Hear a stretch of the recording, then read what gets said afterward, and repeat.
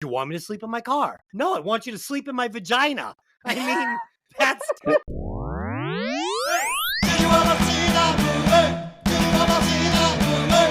Do you wanna see that movie? Welcome to Hey, did you ever see that movie? I'm your host, Des, and as always, I'm joined by my lovely co-host, Lynn. I do love a good joke, and this is the best joke ever, a joke on children. And joining the podcast again, the podcaster with a degree in terror, Tony. Hey, how's it going? All right. Today we will be discussing the 1982 sci-fi horror movie Halloween 3: Season of the Witch. Written and directed by Tommy Lee Wallace, starring the great Tom Atkins, Stacey Nelkin, and Dan O'Hurley. Somehow that name got like 5 syllables in it. Oh, God. I'm pretty sure it's Hurley, just so you know. Okay. What a Sure, relief. hello. As always, this podcast will contain spoilers. So if you haven't seen the movie, go watch it, then come back and listen to the podcast. All right.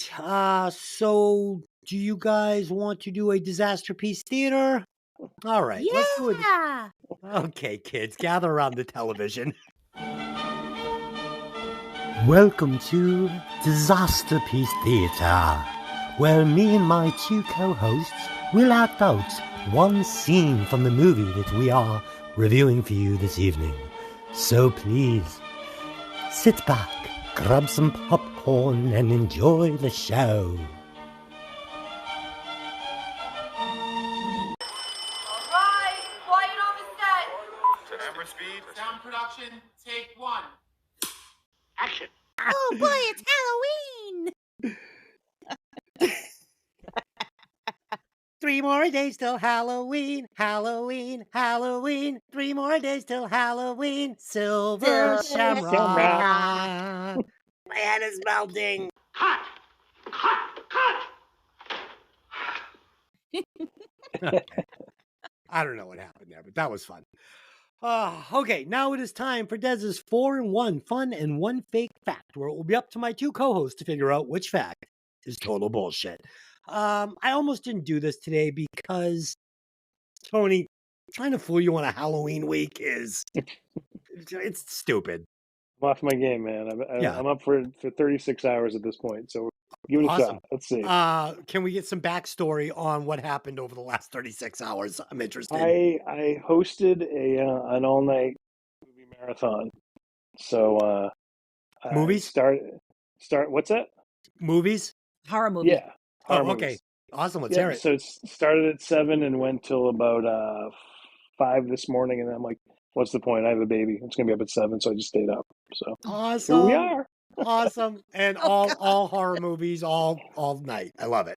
My Bloody Valentine remake, Hell House LLC host, Madman, Color of Outer Space, and there's 2 more, Haunt, and wow, I'm blanking on the other one. The Burning. The Burning. I love it. That is quite a lineup. I don't think I've seen any of them. Okay. Fact number 1. This is the first Halloween movie without Michael Myers. Okay. Fact number 2. They considered using a Michael Myers mask for one of the masks. Number 3. The masks were mass-produced and sold to promote the movie. Number 4.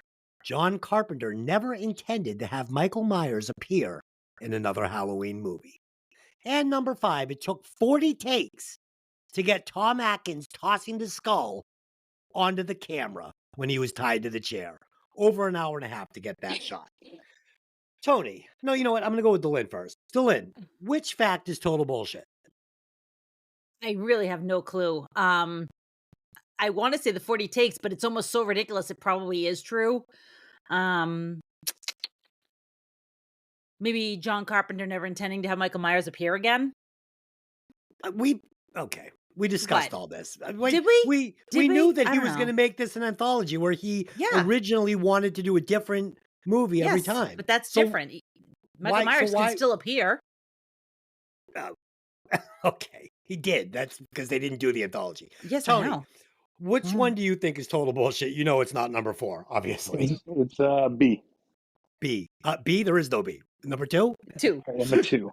Um, yeah, you're right. They never consider, but they should have, right? I mean, That would have been a good tribute there. I mean, they got Halloween in there for a little bit, but it would have been good to yeah. have the mask as one of them, definitely. I mean, maybe not necessarily as one of the ones in the commercials, but like when they go down and they show all the different, like, the devil and all the ones they had, it would All have the been old cool. school, yeah, definitely. Yeah, it would have been cool if the Michael Myers mask was just like sitting on that shelf. Okay, so I got a funny little story, and we don't do that this often on the show anymore. But so I went to go buy a new car, me and my wife, and so we drive an hour and a half. We get to this car dealership, and I test drive this little Mini Cooper. I love it, little R58, little 2-seat number, super cool. And we go back inside. We're sitting with the car salesman, and it's a big dealership. And I go, all right, so, what's the price going to be? The guy flips the screen around, and I go, oh, that's not the price. That's not the price it was yesterday. I go, you jacked the price up $1,000 overnight. This guy is so offended, right?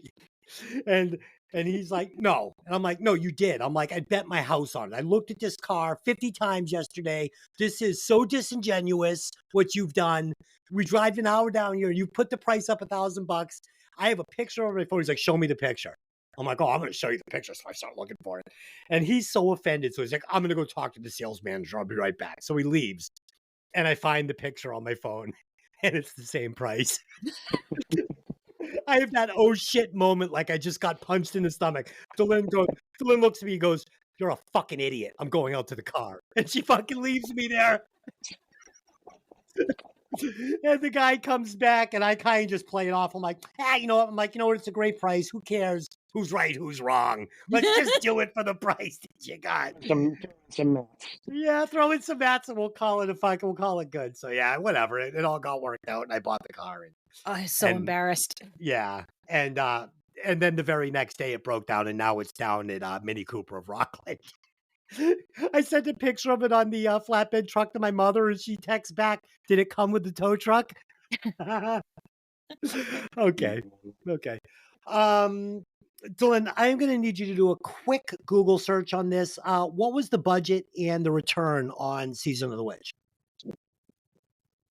All right, let me look it up. Oh, it's giving me the Nicolas Cage Season of the Witch. Hold on. I have never seen it. Tony, have you ever Halloween. seen that version of this? Unfortunately, yes. Oh, really? It's not good? It's nothing to do with this. It's a whole different movie. But it's called Halloween Season of the Witch? No, it's just called Season of the Witch. Yeah, Okay, it's and not the- a Halloween movie. It's different, but it's got the like same name. Yeah, it's like an old school Witchfinder kind of. Oh, it's fucking lame. Okay, Yeah. so the budget for this movie was $325,000, so not a Yep. lot, No. and it made 14.4 million. Wow. But it was a flop. Let's go figure. That's They not call a it a flop. flop? That's not a flop. No, Wow. but it was a flop back in the day. It was hated. This thing was despised. Well, This they thing say cost it's the us- poorest performing one in the Halloween series, but I got to be honest with you, I think it might be one of my favorites, if not the Oh favorite. God, yeah. So Compared this to 7 with Busta Rhymes. seven. First of all, it should have Fuck never that gone shit. to 7. No movie should ever go to 7. Okay, that's too many. No. Friday the 13th and Saw did serviceable with it. Oh God. That's a I whole I different would like to thing. say, so Des mentioned it earlier, the whole thing about how initially they thought, let's make this like an anthology thing. And Mhm. obviously this one not doing so well is what kind of put the Kibosh on that. kibosh on that. But I wish that it had happened because I was saying to Des, how cool would it be? Like every 3 or 4 years, there's a new Halloween movie, and you're like, what's it going to be about? And because like, look at it this now. They do American Horror Story every Halloween. Mhm. You keep having a Mike Flanagan offering on Netflix every Halloween. It's the same idea. It's just not a Yeah. movie. Yeah. So it's almost too bad it didn't work. It was It almost just- an idea before its time. Yeah. Yeah. Well, they're talking about it now. I mean, again, this is I don't know when this is going to come out, but just the whole thing. A24 is actually looking to buy the Halloween franchise to turn it into Oh, a really? TV series. Oh, So cool. doing an A24 as a Halloween TV series would be amazing. Yes, I can't please. imagine what they would do with it. But Yes, I'm please. in. I want that. So let's do some opening thoughts on this one. So Tony, right away, doesn't this one kind of feel like one of the episodes from Creepshow? The new Creepshow, yeah, I would No, really agree. the original movie. Like No, this, like if they no. shorten this down to like a half an hour, 20 minutes, this could have been one of the Creepshow Uh, episodes. I mean, you could take anything with some sort of horror and technology. I mean, I think it would actually be a better, if we're looking nowadays, Black Mirror. This would have Oh been an yeah. amazing Black Mirror episode. Yeah. But no, I mean, even back in the day, I mean, I was a fan of this one. It's like I just took myself out of the. All right, it's got no Michael Myers. Wasn't meant to be. I like it. It's for a horror movie itself. It's a great dark theme. I want to kill all the children in the world. This is how I'm going to do it. Like, all right, right there, I'm sold. You Yeah. know, and Yeah. we get and fuck, we get Tom Atkins' mustache in this. Well, Oh, that's coming. We'll talk about that later. Don't even get started his on that mustache, his fucking Donald Oh, Trump hair. It's oh. amazing. It's Saying amazing. anytime you get him in a movie, he's gonna pat somebody's ass somewhere inappropriately, and he does in this. Oh, Awesome. with this fucking horribly pitted back. Oh my Oh, God. so Oh, stud. I can only shit. dream to be as hot as him. Right? Okay. Hung like a mule, I'm sure. Yeah, he pats Um, somebody's ass. What when the first 5 minutes of him being on screen? You It's have like, to yeah, establish that dominance. yeah, and this movie also reminded me a little bit of Westworld, right? I mean, a little bit. It had to. I can definitely see the connection to that. I mean, anything with Yeah. robots has got to be. Right.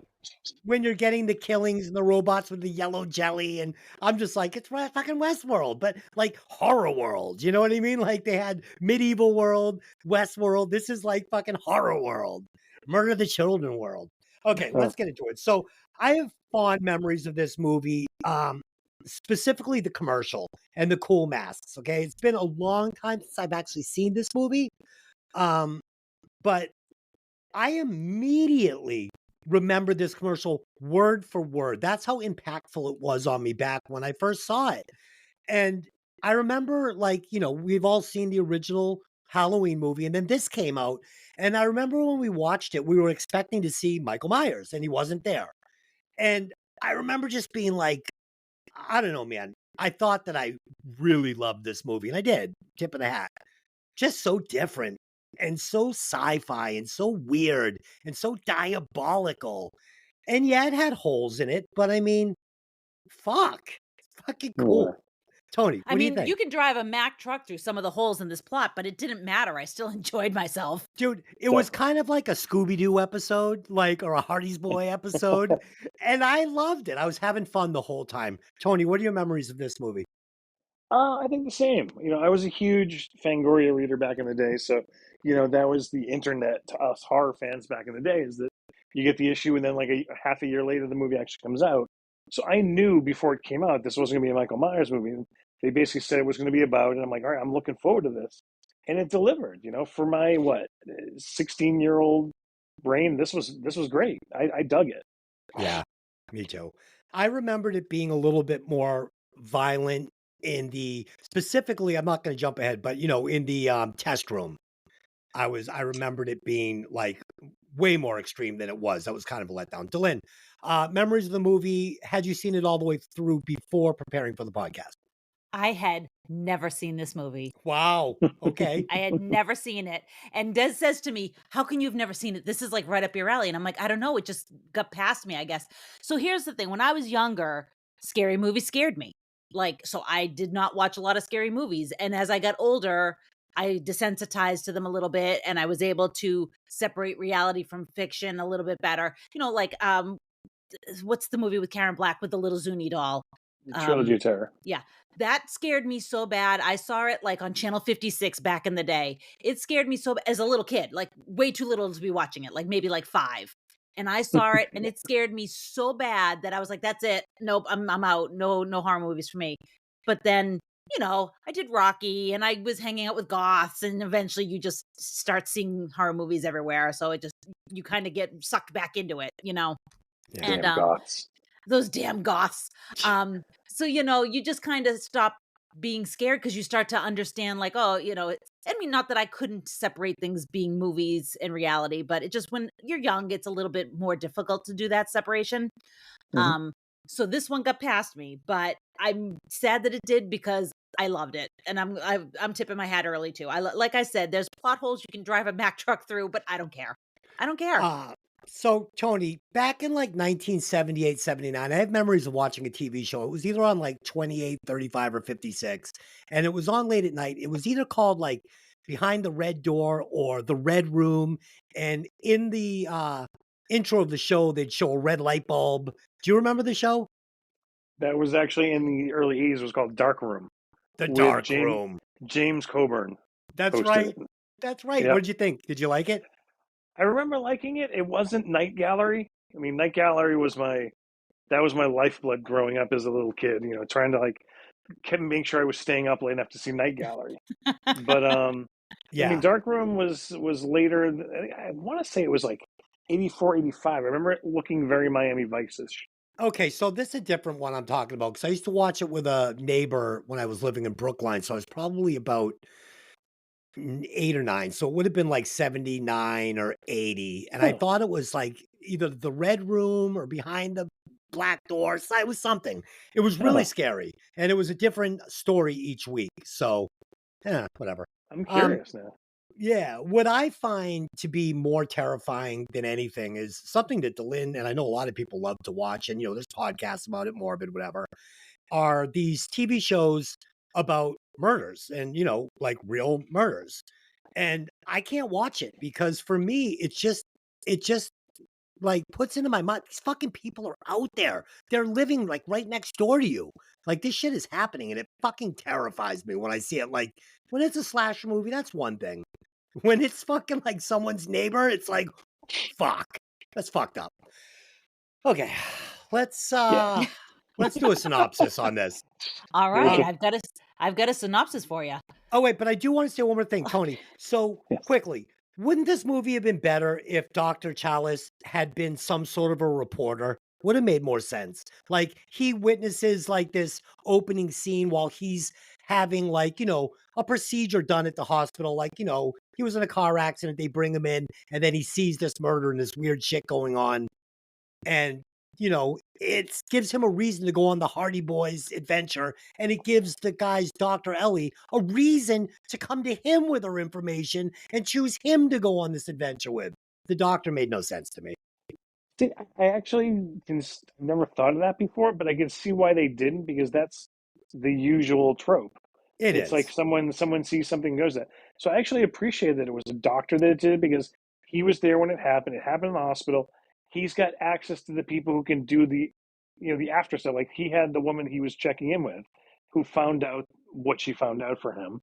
So it was, and again, it could have been either one. A reporter could have those connections as well. So I can see both. I can see both sides of the argument, definitely. Yeah. But she was like a fucking lab technician. Like she's like fucking playing the part of what Fletch's buddy at the newspaper that he kept, find out all you can about Alan Stanwyck. It's like I don't know. I was a little confused by the choice of doctor, but I see what you're saying. It's kind of cool. All right, Dylan, give us the synopsis on this. All right, synopsis away.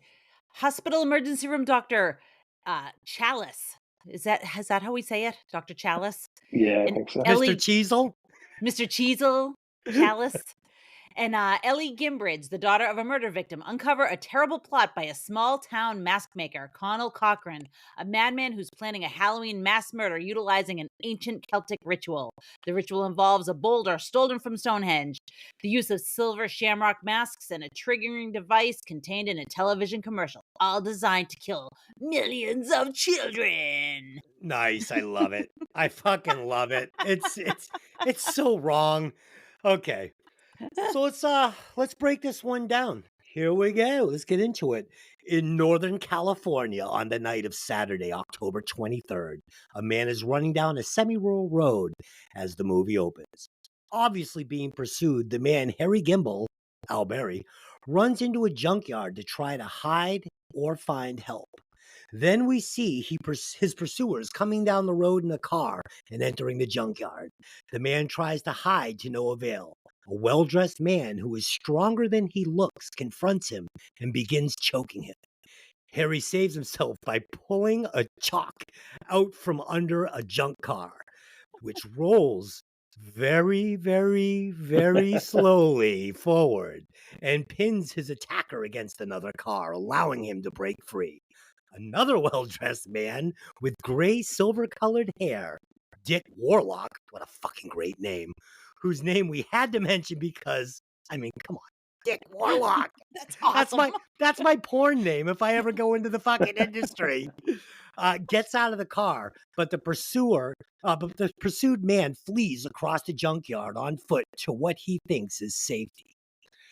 A short distance away, a storm begins to pass through. A gas station attendant, a cellist named Walter Jones, played by Essex Smith, is passing the time watching a news report about Stonehenge. I love this. The reporter is talking about an unsolved theft from some. What are you doing? You're fucking typing while I'm trying to read this. Fix it. You're fucking sabotaging me on my first am day back not. as host. The reporter is talking about an unsolved theft from some 9 months earlier. Someone had stolen a stone weighing several tons from Stonehenge ruins in England, and the local police are baffled. The TV cuts to a commercial for silver shamrock masks before the storm knocks out the power. Just then, the man from the junkyard bursts into the gas station, clutching a silver shamrock pumpkin Halloween mask, begging for help. The attendant, clearly disturbed, takes the man to the hospital. Woo! What an opening. What an opening. I did the best I could, but Delin was literally in there with a pink thing changing the script as I'm reading it. I was fixing it. Don't fix it. Don't fixed fix it. it while I'm fixed reading it. Okay. So let me start us off. So right away, dude, the music in this is amazing. Tony, who did the music for this? Alan Howarth with John Carpenter, the two of them combined. Yeah, it's definitely one of my favorites. It's so fucking good. And I love how they just barely used a little of the flavor from the original Halloween movie, and they didn't steal from that. And I really appreciated that. The funny thing is they did steal from Christine. Every time you hear that, it's the thing you see when Christine puts her lights on. So every time the car comes over the hill, it's the same noise. So I'm sitting there like, and I actually went and got the Blu-ray. Christine, like, I'm put it in. I'm like, yep, there it is. All right, same thing. Oh, that's so cool. I knew that it felt familiar somehow. Familiar, and I loved it. And now I love it even more because it worked without being obvious. So I also love the lighting in this movie, and specifically in these opening scenes. Did you notice it was lit purple and had some like greens in it? And it was just, it just looked so great. And then we've got this orange mask sticking out of the guy's fucking like super, super drab outfit. And the mask was just popping orange with the purple and the green. And it was so Halloween and it was so scary. I really, really loved it. These guys felt like agents to me, like from the Matrix. And you have to think the Wachowski brothers, like, they had to have seen this and it had to have come into play when they were writing the Matrix, because these are agents. They just are. But when the agent gets squished between the two cars, okay, I kind of see what we're going to get for this movie. And I'm fine with it. But it's like, it's a little cheesy. So I kind of wish that, so the car comes in like the speed of the Zamboni in fucking Deadpool. Okay. And right.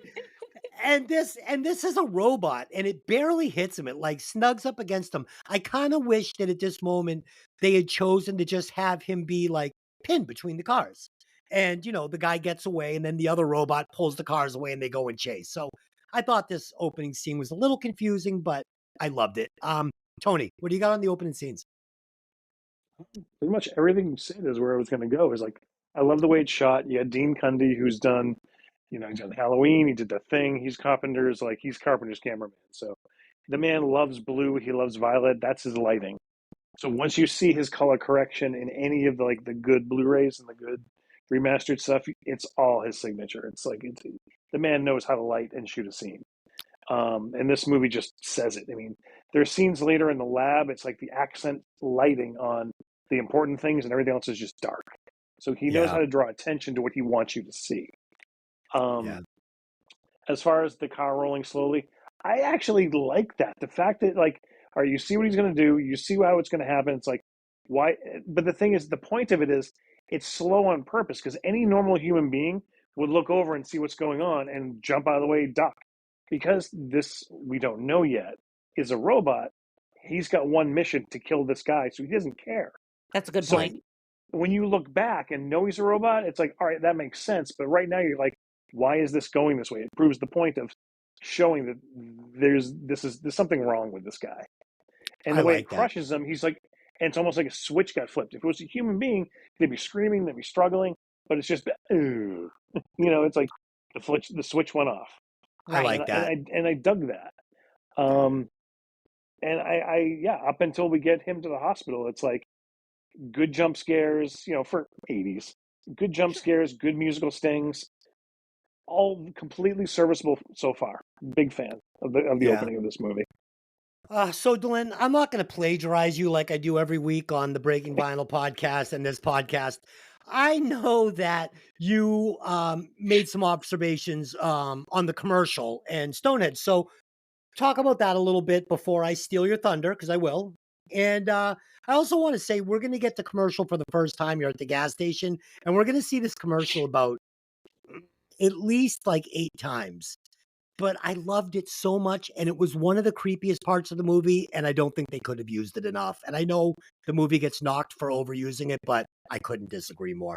Go ahead. Well, yeah, here's the other thing, right? So that music that's in that commercial, it is so integral to what happens at the end of the movie. And the times that they use music and they make it so you're hearing this piece of music and it's getting a little faster and a little faster and a little faster. That's what ends up happening with the commercial at the end of the movie, but that's happening in different places during like a chase or like, so like there was like a part where he was running from the robots and that music was happening and it's like it gets you on edge because it's pushing that tempo forward. And I appreciate that because it's really, really a simple trick, but it's really effective. So I really appreciated that. Mhm. And of course, like you said, the whole Stonehenge thing. I'm watching the movie. We get to the end and there's the block from Stonehenge. And I was like, that motherfucker said that to me at the very beginning of the movie. And it's coming back in. I was like, I love a callback. Mwah. Thank you so Yeah. much. So, I mean, I know I'm jumping ahead, but it was perfect because I was like, it was such a weird kind of throwaway, report to be on the TV on like a couple nights before Halloween and they're talking about Stonehenge and somebody stole a big stone and I'm like, what is oh, it actually had a payoff. So thumbs up. That was good writing. I love a breadcrumb. I love a good Yeah. breadcrumb. So here's the thing though. If you went to steal Stonehenge, you'd need a crane, you'd need a big truck. It's all soft and muddy and wet out there. There'd be tire tracks and crane prints and there'd be evidence everywhere. I'm not questioning it. I absolutely love. The robots picked it up. It's in Scotland. They got it to California. Yeah. How the fuck? And the best part is like when they talk about it and they actually acknowledge it's like, you don't even want to know what it took to get this here.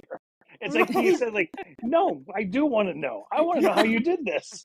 Like, please, Dr. Evil, give me your plan because you gave me everything else except for the one thing I'm sitting there going, I gotta know how they fucking did that because that's genius. Tony, they couldn't even write, they couldn't come up with a way because there is no way. It's not possible. It's magic. Aliens? Yes. Like the way they got there originally, like did the aliens come back and move it to California? I'd like to think maybe like the Warlock and the Covenant was able to like open a porthole and somehow magically get it there. I'm fine with that. I wish they had done that because I really loved that they had a piece of mystical stone that was allowing this to happen. It was very fun for me. It was based in fact. Based in fact. Stonehenge is mystical. They pulled that part of things out. They didn't just make up this like MacGuffin to just, this is what we're doing. It's this magical unobtainium, it's like it's a real thing in the real world that you go, shit, would that happen if we put these on something? Like makes you think. Now, Dylan, you said to me you wanted more witches, and I said I suspected that this guy was like the head of a covenant and there were more witches and warlocks out there we're not meeting. But how cool would this have been? So instead of having the stone there at the factory, how about Halloween night? We see like a covenant of witches with all the black hoods like gathering in a circle at Stonehenge.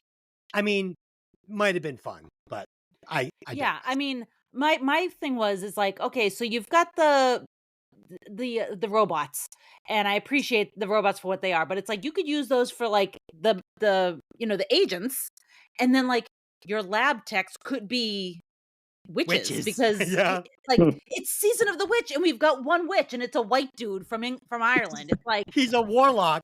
it's like could we not? Could we maybe have a couple witches in here? Like, I don't know. It just I felt like season of the witch was a little witch light. That's all. It was a little witch light for sure. All right, let's move Well, on. to touch back really quick. Well, first Yeah. of all, I had a message that's come up on my screen. We're sorry we had to stop the recording because there was a change in one of your audio devices. Do you guys have that or just me? It's Oh, happened before during the Okay. other podcast, and you're still recording, you so look I'm not. okay to Okay, me. sure. Yeah, not Okay, concerned cool. about it. To touch back on the commercial and the music for it, because that we got away from that. The original tune, if you listen, Yes. is London Bridges. I don't have my Google in front of me, so I Yes. remember London Bridges is a song about death with children. Am I wrong with that? Am I too far? I don't remember what the original Yeah, I think song it was means. about the plague. That's what I thought. So I'm like, that is the tune they chose to kill the children. So I'm like, that's perfect. It goes right along with it. Yes. That Yeah, was all. cool. All right. So meanwhile, not too far away, the recently divorced Dan Dr. Jellyfinger Chalice stops off at home to see his ex-wife Linda and their two children. Is late arriving at a non-uncommon occurrence with him. He has brought the kids some masks for the upcoming Halloween, but they are disappointed, saying Mom already got us masks. Mom got them the silver Shamrock masks that are so popular with every kid in the entire country. Well, I mean, with that commercial running 24/7, come on. While Yeah. Chalice and his ex-wife are talking, the kids turn on the TV and see yet another Silver Shamrock commercial, which they seem to enjoy immensely. Chalice's beeper goes off. His beeper. He is needed at the hospital. After promising to pick the kids up next weekend, he leaves. People give Dr. Chalice a bum rap. Bad dad, bad husband. This lady, man, fuck, I'd be running for the hills. She seems like kind of a bitch. Oh, Um, she's the worst ex-wife except for Skylar and Breaking Bad. It's like right. she's the fucking worst. Everything about her is just like the eye rolls, the deadpan. I've already done it. You suck. Like, oh, the worst. Yeah. Yeah. So it kind of almost makes me sympathize with this guy, even though he is kind of a womanizing like psycho. All right. So at the hospital, Chalice meets the guy from the junkyard and talks briefly to the gas station attendant, Chalice, who drove him in. The guy wakes up when he hears yet another Silver Shamrock commercial on the hospital TV, gasping out, "They're going to kill us, all of us," while still clutching his mask. I don't know why he's still got the mask, but whatever. It's great. Um, Feeling the man is deranged, Chalice has him sedated and puts him in a hospital bed to recover. There being no further patients at the moment, Chalice, making the most of having been recently divorced, goes off to flirt with the nurses, drink some beer, and take a nap in the doctor's lounge. Oh, man. I hope this isn't my doctor because he's having a little too much fun on the job for my taste. Um, yeah. So at the hospital, we see the man from the opening scene with the pumpkin mask. Like he loses his shit when the commercial comes on. And I love it. I mean, it's got me asking questions. Who is this guy? Why does he have the mask? What's the commercial about? I mean, they're hitting me over the head with the commercial. I'm super intrigued. I'm totally on board. We see Agent Smith outside the hospital.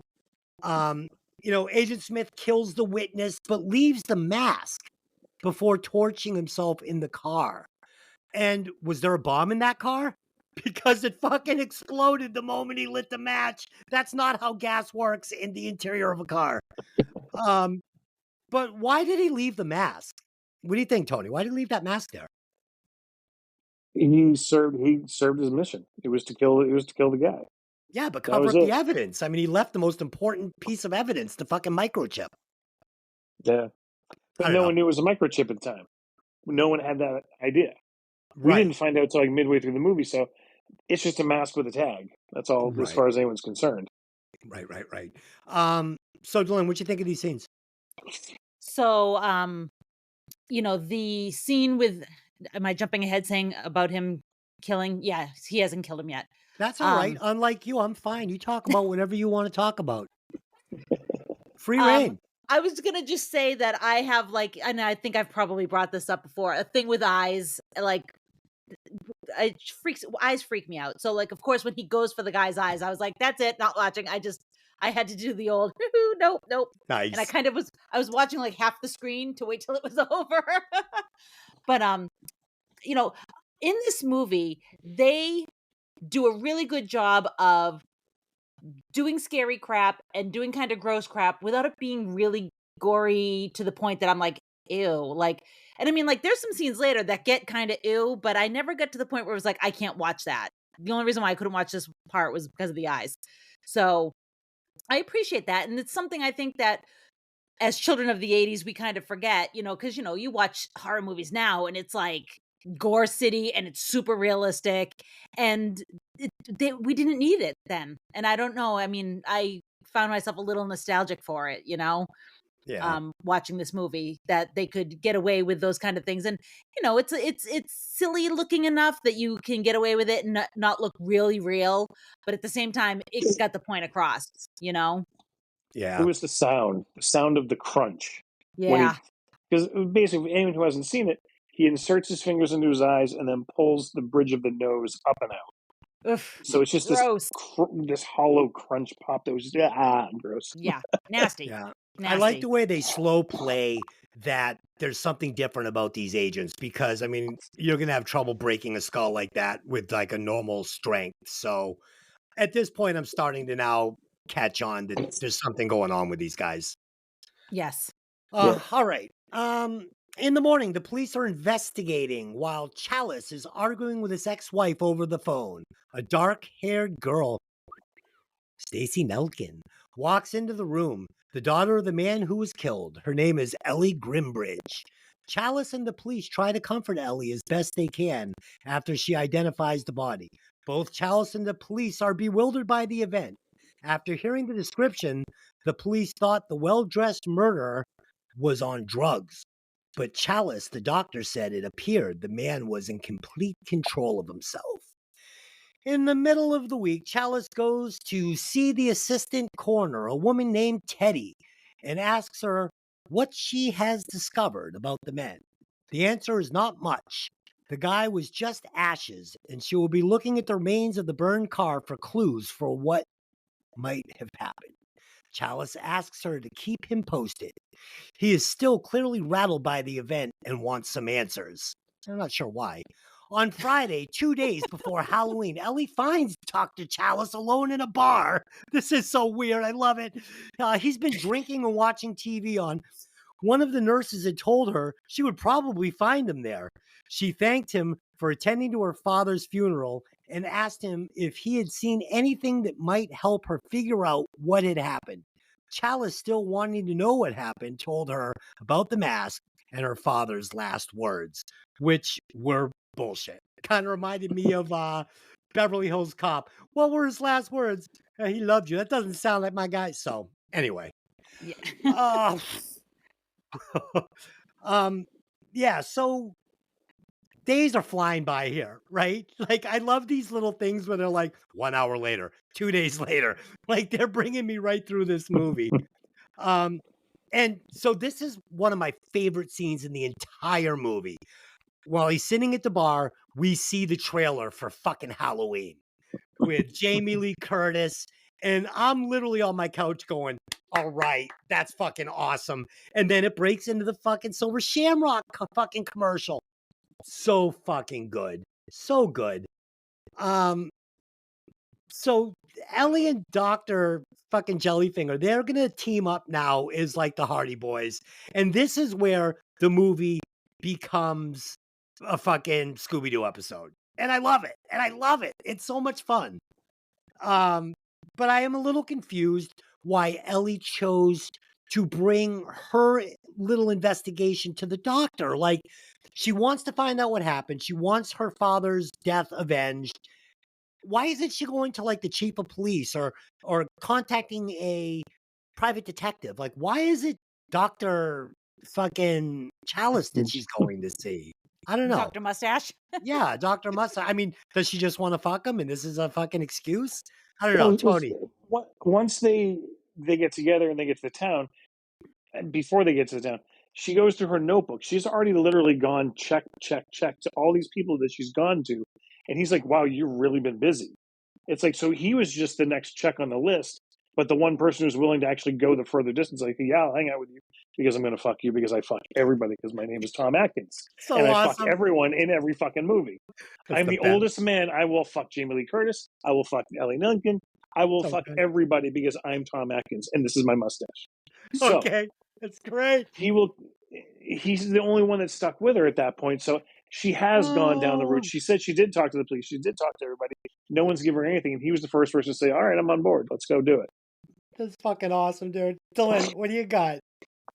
Yeah, I definitely have a hard time believing anybody's interested in this dude, but that's okay. That's okay. I also love the Halloween trailer, and if you listen to it, it says we're going to be playing Halloween, and then after the movie is the giveaway. So that's why it goes from the trailer into, because it says Halloween will be brought to you by, and it's 3 more days till Halloween. So it's they're the ones that are playing the movie, and then Promotion. yeah, it's a promotion.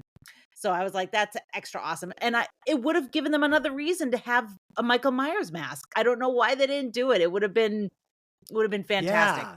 Because it would have been like we do in movies today, Easter eggs. Like that would have been the Easter egg. There would have been a Michael Myers mask. Like, this is next year's production. I mean, obviously he wasn't planning on doing anything for next year because he's looking to kill everybody. But you know, I would have appreciated that. I thought that was a nice tie-in. It was, every time it popped up, I was like, ooh, ooh, ooh. So yeah. Stacey Nelkin is adorable, even though she has the flattest face I've ever seen on a person. Like, when she turns to the side, it's just straight up and down, which is not a dig on her. She's adorable, but I just was Beautiful. like, I'm like, this is a girl with a straight face. Like, I was like, what's going on here? I don't understand why she goes to him. I mean, like, I understand what Tony's saying, but it seems like, maybe it's only because he's the last person and he actually entertains her and says, all right, like, I'll grab a sixer and we'll hit the road and we'll go check this out. Yeah. Fuck field trip. Oh my God, that scene of him like, sorry, babe, I know I said get the kids, but I got to take this conference. No, I don't remember the name of the hotel I'm staying at, but it's going to be a conference with doctors. It's going to be boring. Yeah, I'll talk to you later. Grabs the 6-pack, jumps in the car with her, and he's off to Fuckville. It was just fucking awesome. You're such a dirtbag, and I fucking love it. Because we're rooting for a fucking dirtbag. Oh, yeah, but I mean, Tony, come on. This is the dream fucking road trip. I'm on. I'm doing the same thing he's doing. Yeah, I mean, I'm getting a 6-pack of ginger ale. I'm getting her a fucking half pint of the Snapster, and we're going. Okay. So Chalice and Ellie go to her father's store downtown. There, Ellie shows Charles her own investigation, Hardy Boy style. Harry had kept meticulous records at the business, and everything checked out until October 20th, when he had gone to pick up some more masks, silver Shamrock masks, which were selling well. Chalice remarked that Harry had been holding a silver Shamrock mask when he was killed. Harry had never made it to his appointment on the 21st at the Shamrock factory. Ellie wants to go to the Silver Shamrock factory to investigate further, and Chalice, intrigued by her ass and attracted to Ellie, goes along with her. Just before driving out of town in Ellie's car with only a cooler for luggage, Chalice calls his ex-wife to back out of his promise to pick up the kids the next afternoon, promising to pick them up on Halloween instead. As Chalice and Ellie drive away, we see some TVs in the store windows showing yet another Silver Shamrock commercial. We don't even fucking know if these are his kids. You know what? If I was him, I'd just be like, fine. I'm a deadbeat dad. Sue me. I've had it with you and these kids. Okay. Uh, this is why I never had kids. In the weeks leading up to Halloween, Silver Shamrock has undertaken a major advertising blitz, saturating the airwaves with this catchy. You wrote obnoxious. I love this fucking commercial for its I did, Halloween masks that I did not counted write down. obnoxious. You didn't? No, this is the original. Oh, okay. Well, whoever I plagiarized this from had it wrong. Uh, Halloween's that count down the days until Halloween. To the song London Bridge, which Tony said was originally about killing kids. So I love this. Very clever. The announcer in the commercial states that the Silver Shamrock would be sponsoring the airing of the movie Halloween. So good. On Halloween night, to be followed immediately at 9 p.m. by the big giveaway, for which all the children were supposed to wear their masks and sit in front of the TV closely. Tony, I'm getting a feeling like there's an underlying message here saying watching too much TV will melt your brain. I mean, it's kind of obvious, but I don't know. I like it. I thought it was fun. So Definitely. we find out here that Ellie's dad owns the local toy store, basically. But again, I was just wondering why it was, Dr. Chalice that she's taking and telling all this information and not sharing it with the police. Doesn't seem like a great way to get to the bottom of things, but I'm glad that they went this route. Yeah. So nothing's making sense, but I'm having fun. Tony, what'd you think? No, right straight on. It is just watching him just maneuver his way in with her, with his kids, out of his ex-wife, and just being Tom Atkins, the legend. It's The just legend. the role was written for him in this. Like every role, The Fog, they're all the same role. It's I'm an older man. I'm going to pick up a younger woman. I'm going to have sex with her, and then we're going to figure out some supernatural thing. It's like I want to be Tom Atkins when I grow up. I do. The man is a fucking god. Tony, when is that going to happen? The growing up? I'm due. I think I'm due in 27, 28. I don't This know. is a man that 28. hasn't slept because he had a fucking Halloween fucking horror marathon, and now he's doing a horror podcast. I love it. Shut up. Dylan, what do you got? Yeah, I don't understand the Tom Atkins. I mean, I get it. It's legendary now, but looking at it now, back at it, I'm like, oh boy, it's like he's hitting on Teddy in the lab. He's hitting on the nurse, smacking her ass. He's going out with a 6-pack with this one, with Ellie. I'm just like, oh my God, the womanizing is crazy. Like Winging crazy. Hades. Yeah, it's crazy. And honestly, it just feels like an excuse to get everyone out of their clothes, honestly. But that was the 80s and that's what they did. So I guess they needed an excuse to do it.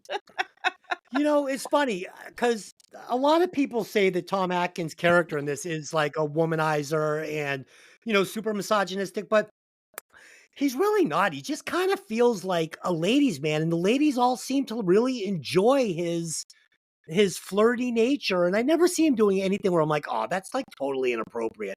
Like the women are throwing themselves at him. He says, do you want me to sleep in my car? Do you want me to sleep? No, I want you to sleep in my vagina. I mean, that's I missed that line. I missed that line, but I'll believe it. oh no. That okay. Okay, let's Even like the nurse who's got to be at least like 60. She's like, "Oh, you little man." She's Yeah. like giving in with him. Like, good for you, Tom Atkins. You go for that big nurse. She'll love you all night. Holy shit. So good. On Friday afternoon, Chalice and Ellie arrive in Santa Maria, home of the Silver Shamrock, a small town that seems to give off some weird vibes. We get a reference to the 1956 film Invasion of the Body Snatchers, which is set in a small town of the exact same name. Tony, did you catch that? Santa Mira, yep. Okay. Totally did. It was founded in 1887 by Irish immigrants, and the principal, almost the only industry, was the Silver Shamrock factory, started after World War II by a man named Connell Cochran. They drive past the factory, which looks like the only major industry there. The townspeople stare at them, making them both uncomfortable. They see loudspeakers and moving video cameras on top of the utility poles. Not knowing exactly what to do next, they go to a cheap fuck motel and rent a room where they can talk strategy in private. While the motel keeper, Rafferty, is showing Ellie the room, Charles goes off to the office to pay the bill. But he snoops in the register while they're there. Harry Grimberg's name was on the register. Ellie sees Cochrane's car drive past. Although she can't see inside the darkened windows, on his way back from the office, Chalice meets another motel guest, Buddy Cooper, a silver Shamrock salesman, and his wife, Betty, and their bratty son, Little Buddy Jr. He also meets Marge? Large Marge? A department store owner who sold, among other things, silver Shamrock masks at her store in San Francisco. Buddy seems to be enjoying the trip, but Marge is put out at having to come all this way to this little dump town because the factory messed up her order. Messed up her order? I'm not sure. I'm not exactly sure what she's doing there, but, we'll get to it. So yeah, once they hit this motel, we are in full Scooby-Doo fucking episode. I kept saying, I was watching, it was Lynn, I'm like, Scoob, that guy gives me the, it was like, I was having so much fun with this. It was fucking great. I mean, at the end, I expected them to pull the mask off the guy and be like, and I would have got away with it too if it wasn't for these damn kids. So at the hotel, we find out Ellie's dad stayed there. So, again, was he lured there by the Silver Shamrock factory to be tested on? I'm wondering why they're bringing all these store owners there. Because if the store owners are there, that means they're probably not at their stores selling masks. And it was a little strange. Yeah. And Cochrane is obviously listening to everything that's going on in this town, which I thought was really cool. You can't make a move in this town without Cochrane knowing. And we know this because Dr. Jellyfinger is talking to a bum in the alley, which he graciously gives some booze to. And he's giving him, oh, no, totally. I ain't got no herpes on my lip. Give me a swig. And then he's giving him dollar, but hey, here's another $1. Tell me something else. Here's another $1. But not 10 minutes after this conversation, the agents catch up with him and rip his fucking head off. I love Literally. Yeah. Yeah. We're going to find out that the remains in the car are plastic and springs and robot parts. Really cool. And then Tony. So when Miss Gutman fries her head by messing with the microchip with the fucking hair clip. So first of all, I yelled out, "Where's the power source? Where's the power source?" I don't know. I'm not sure what happened there, but I loved it. I'm not questioning it. Fucking awesome. But Tony, how good are the effects on her face? So good. Yeah. Oh. Way better than I expected. Looking back on it now, I'm like, oh yeah, I remember it being a little cheesy, but now I'm like, oh, the action is really goddamn good. It's the lips curled back and the eyes all red. Yeah. So The well teeth, done. it was really the teeth good. all chipped up. The teeth were all chipped. It was so good. And unfortunately, this scene right here is going to ruin what I thought was my favorite scene in the movie and turned out was my least favorite scene in the movie just because it did not reach its potential. Tony, do you have anything else on these scenes? I'm going to go back here. So the cool notes that I did read and I didn't know. Well, let me take it back. I used to know, forgot, and then I'm like, oh yeah, that was right. Is when they're 6 o'clock is the curfew for the town. Yes. Which I thought was really interesting. Everybody's got to be in you're telling. It was Jamie Lee Curtis's voice. So she does all the voiceovers in the movie. She does the announcements.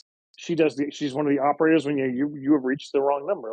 She does the voiceovers for all that because everybody in the Carpenter universe works together. So I thought that was really cool. The second thing, as I'm watching it today, because I had to watch it today because God forbid I watch it before this. During that Marge scene, she turns the radio on. I'm like, why do I know the song? Why do I know the song? And it literally was destroying me for the rest. I had to pause the movie and go, I've heard this before. It's the music Stevie Wayne is playing in the fog when she's trying to, like, the 6 must die scene. It's like, it's literally, and I researched it, I'm like, yep, it's the same exact music they used in the Huh. fog for the old time radio, and she's listening to it there. So that makes you wonder, is that Stevie Wayne's radio broadcast somehow getting over? So they cross the Hmm. universes. Yeah, Now, granted, same one's in, universe. how close is, Santa Mira to San Antonio? Not San Antonio. It was Antonio Bay, because they're both Northern California. So it's like, did we just cross universes? That's awesome. That is So cool. stupid little thing like that. I dig it. I thought it was cool. I agree with the power source. I always just took it as like a spark when she picks the chip. A spark went off, and like you said, it was a misfire. So it wasn't something that was supposed to happen. It was something like a bug in the software, but it happened, and that's obviously was great. Yeah. Yeah. And as far as her being there, I like that it wasn't the same reason that Buddy had. Buddy was brought there because he was the number one salesman and he was getting recognition. She was there because they fucked up her order. She's pissed she's got to be there. She's angry, has to stay in this podunk little town. And I just got to stay and they'll fix it. So Yeah. Right. I like that they didn't give the same reason. So Yeah. that's my tirade for that, all that. Thanks. Yeah. And Dylan, what'd you think about these scenes? And you can go ahead and just talk about him, meeting the bum and the guy getting his head ripped off. Since we already went there, I'm just going to move on from that. So, That's fine. So the first thing I thought is as soon as the bum popped out, I was like, "Is that Tom Waits?" Like I just oh literally was no. like for a second I was like, "Is it? Is it?" No, no, it's not. Okay. But that's the first thing I thought. I thought it was Tom Waits. But yeah, another great scene where you're doing this practical effects and it looks not really real, but it still looks really good, so I don't care. Like it looks good. Like I was impressed by it. And like he goes to throw his butt, like one of the agents goes to throw the body to the side and there's like a big spray of blood that just shoots up out of it. I was like, okay, that was cool. Yeah, it was fun. So, guys, let's talk about the curfew. Why is there a curfew and why is the liquor store open after curfew? I'm Yeah. kind of like, they don't really set up any rules for this curfew and it never pays off. Tony, am I missing something? No, I was wondering the same thing. I'm like, if they're going to have guests in this town, something's got to stay open late. So I think that's why that was open, because I was thinking the same thing. And they did show the little, Pinto cars with the silver Shamrock. They were cruising around to make sure no one was out. Now, whether they were looking specifically for him or that was what happened on a regular basis, we didn't know. Right. But Yeah, no, like what are they doing at night after 6 o'clock that everyone is supposed to be in their house with their shades drawn? Like, what are they Yeah, up it to? makes right. no sense. It just didn't make sense to me. And everybody's supposed to follow it. So that makes me wonder, is everyone in the town actually a robot playing? Oh, Because we never really talked to anybody aside from the hotel owner. We never True. see right. we never see anybody else in that town. And historically in movies, the gas station owner is the doomsayer. He's the information guy. He's the Yeah. one Right. everybody stops for the strangers, like, oh, don't go this way. You should go this way. And then they get eaten by Leatherface. So it's like you find out the information from him, but is everyone else in the town real or a robot? Right. Right. Yeah, and they're all Interesting. following the rules. They're doing what they're told. So But why Right. have a packy and why have the packy be open after 6? I don't know. It was weird. I was fine with it because it was spooky. And again, I'm not asking questions. I just kind of wish that there had been a payoff on that. Yeah, Tony, kind of like Cabin in the Woods. Like we get the fucking Yeah. big gas exposition from the station. gas station. Am I on Perfect. speaker? Yeah, perfect. Um, okay. So let me see. Okay. So back at the motel, Ellie meets Large Marge and they talk briefly about the factory and the masks. Marge notices that the quality has suffered a little bit. The trademark tag fell off on one of the masks. Marge returns to her room where she accidentally knocks the tag onto the floor, where it falls upside down, revealing a small micro. But she doesn't notice it right away. Sitting in bed reading, meanwhile, Chalice arrives back at the motel and stops at the office to call Teddy. Teddy's investigation has gone nowhere. Teddy is always at work by that red 1979 telephone, waiting on a phone call. She found no human remains and had to assume that someone had mixed up the envelopes. And she had wasted 2 days examining burnt car parts. Chalice returns to the room where he and Ellie have a drink. Like, isn't the fucking hospital like, what are you doing, you lab technician? Stop staring at these fucking charred remains. I feel like there should have been like a deputy or something that was doing this. That like they were calling back like, hey, deputy fucking Scooby-Doo episode. Have you found anything yet? I don't know. While they're enjoying themselves, Marge declares she's had enough reading for the night and gets ready to sleep, but sees the trademark microchip on the floor and begins curiously fucking with it and poking at it with a hairpin. Suddenly, a lightning bolt shoots out of the trademark at Marge's head, burning it almost beyond recognition.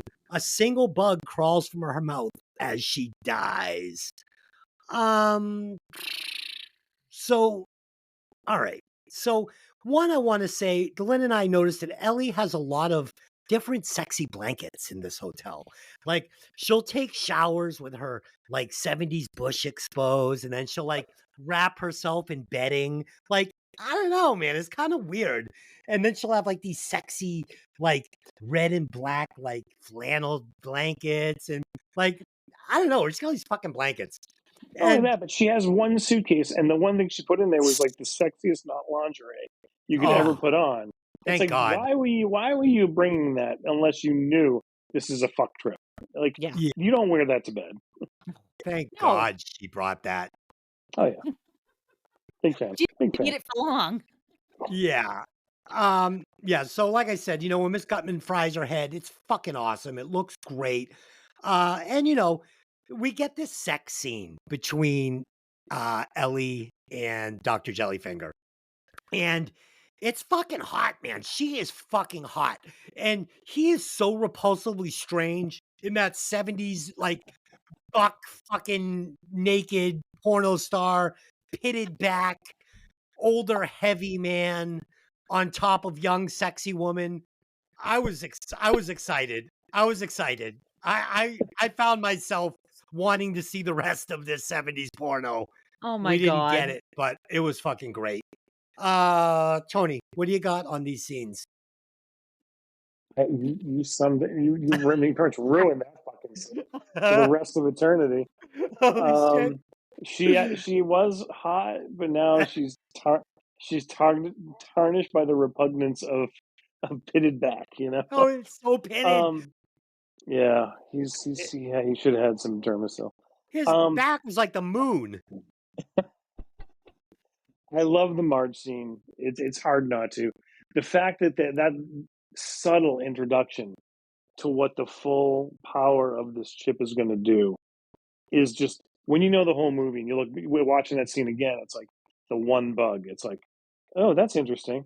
And knowing what's to come, it's like, that is fucking, it's terrifying. Like, Yeah. first of all, how do they come out? Where do they come from? It's funny because I know I'm getting ahead, but it's like, someone asked the director, because the director's the writer, Tommy Lee Wallace, he allegedly wrote and directed it. Why did you have bugs and snakes coming out of the people? Like, why would that? It's like, it's fucking magic. Don't question it. It's Right. legitimately his answer. He's like, we just tried to think of what the creepiest stuff to happen was, and someone already did guts coming out of the mouth, so we figure we'll do bugs. Yeah, I'm like, I alright. hated the bugs and the snakes. I thought that it was a poor choice because I feel like they should have just stuck with the lightning bolts just fucking demolishing faces. It was fucking great. You know, I mean, it's basically fucking Raiders of the Lost Ark. Don't look at the TV. Don't look at the fucking Ark. Well, but the thing is, that would only kill the wearer of the mask. He was looking to kill everyone in the house. And again, getting into that, the snakes will take care of that. But they won't, dude. If there was a snake and a cricket in my room right now, I'm pretty sure I'd escape. I think part of it also is shock. I mean, you have to think. So I'm jumping ahead a little bit, but when the little kid dies and his parents like basically go into shock and die. Hey, we haven't got there yet. Yeah, just skipping ahead. Just skipping ahead. That's not how this works. Relax. Okay. I feel like I missed something in one of the podcasts here. Yeah, every time I would jump ahead when she was hosting, she would fucking reprimand me like I was a little kid wearing a silver Shamrock mask, Oh my god. sitting too But close to the television. you are sitting too close to the television. Okay. But I think part of it is kind of like it's like a shock situation. Like, I don't have children, but I suppose if I had a little kid and I just saw his head melt and bugs come out of it, I probably would be really upset. So, No, I'd be excited. I'd be like, I'd be like, honey, that was a mistake. We get a reset here. Let's oh my never do that god, you're again. bad. You're bad. You're a bad person. Oh God, I know, I know. Prank call, No, prank call. I'm a good person because I never had children. Okay, let's move on. So Chalice and Ellie are woken by yet another disturbance outside. It's a van, not an ambulance, that has come to pick up Large Marge. The men from the van ignore Chalice's offer to help, despite the fact that he is in fact a doctor. A drunk, over-sexualized doctor, but a doctor. As the van leaves, Connell Cochran, who you might remember from RoboCop, right? Cool. Yep. Always plays a good bad guy. Pulls up and we meet him for the first time. Chalice overhears one of the men in the lab coats telling Cochran that Marge had been hit by a misfire. The next morning is Saturday, the 30th. Chalice calls Teddy at work again. And once again, on Saturday, she's sitting by the phone looking at ashes because this is what she's been doing now for 4 days straight. Teddy has examined all the ashes, but has not found a single trace of human remains, and she is wondering if someone has been tampering with the evidence. Chalice asks her to investigate Cochran. However, after Chalice hangs up, we see the telephone is bugged with this awesome 70s bug. Oh my God. This thing was straight out of like fucking Octopussy, right? Good reference. I fucking love this bug. It's like a silver dollar. It's huge. Yeah, It it's the is. size of a satellite dish at this point. I love the big fucking production outside of the hotel. It's great. So where are you taking her? Oh, to the factory, of course. Well, she'll get the best attention, medical attention available. Like they're taking her to Mass General. Like, oh my God. This whole scene, I'm laughing. All the guys in the lab coats, the fucking blankets pulled up over Large Marge's face. She's obviously dead. Chalice is fucking great. Tony, talk about it. It's to me, it's the one scene that just bugs me because, yeah, you're a doctor. If somebody's face is covered by something, she's dead. There's no treatment happening. You know No. this. Yeah. Him just, I'm a doctor. I'm a doctor. Like, who gives a fuck? You don't belong in this town. It's like, I don't know. That whole scene bothered me. I understand the reason for it. I understand the meaning behind it is to get the understanding that he controls everything. Yeah. But it's just it bugged me. It feels out of place. Right. I would rather them just basically say she dies in their hotel room and we forget about her. I would have been totally fine with that, and it moves on from we get into the factory the way it goes anyway. Right. It was a little high profile too. Like you wouldn't have Cochran showing up like, here I am, it's like, yeah, it was, but it was still, but again, it was a Scooby-Doo episode. It was fun. I loved it. Question. So why are they bugging the desk of the lab assistant? I mean, they're going to send an agent there to kill her, which, happens. Like, what are they trying to learn? Like how much Dr. Jellyfinger knows before they kill him? It seems like they're killing people, anybody that has even an inkling. He's clearly running an investigation now. Well, I the was a bug little- is on the desk at the hotel. Or the motel. Oh, Yeah, so okay. they're not they didn't bug her phone, but they're hearing what she's saying because he's calling her. Okay. I caught that wrong. I thought it was on her desk. Dylan, what do you got? Did you like the scenes with the lab technicians showing up? Yeah, I mean, I can't quite figure out why you have to have 80 lab technicians show up for this thing. Like you said, it's a big to-do. Of course, everybody there is paying attention. You'd think you'd want to keep it super quiet. Right. Yeah. It did anything but. Yeah. And it seems like the hotel attendant is on the payroll. So why wouldn't fucking Cochran just call up and be like, listen, lock the room up, fucking in the morning, tell them that she fucking, she checked out early. And that's it. Done. Yeah. Everything's done. Yeah, Yeah. exactly. All right. So Chalice and Ellie go to the factory in the morning, but learn nothing except Harry had picked up his masks and left. They are ready to go, but they meet Buddy Kupfer on the way in for a tour of the factory with his fucking family. Cochran comes out to meet them, and Buddy convinces Cochran to have them go on the tour. They see the workers making masks. After seeing the mask, Cochran takes them to another room where they are some other where there are some other Silver Shamrock products besides masks, mostly toys and novelties. Cochran gives Buddy Jr. a mask that has been through final processing, but he remains evasive about what final processing entails. He invites the coppers to breakfast the next morning, asking for Buddy's opinion about some more sales materials. While Cochran and Buddy are talking, Chalice's attention wanders and he spots several of the well dressed guards. While he is telling Ellie in a low voice about it, Ellie spots her father's car in one of the buildings. She runs forward to check it out, but several more of the well dressed men step out of their posts and block her path. Chalice and Ellie return to the motel room and go over what they know as they get a little drunk and it gets dark outside. I added the drunk thing because I was reading it. They decide to leave the town and call the police. Glenn, what do you got? Yeah. So obviously, as we see here, they've got Harry's car with like a tarp over it or whatever. So they are not above taking somebody's vehicle and making them disappear like they did try to do with Harry, which is why what they did with Marge seems that much stranger to me. You know, you could have done exactly what they did with Harry. Of course, we know now what final processing is, that they've put that tag on the back of it and it's going to be one of the brain melty masks, so that we know that he's giving it to Buddy Jr. on purpose so that Buddy Jr. gets the old mind melt.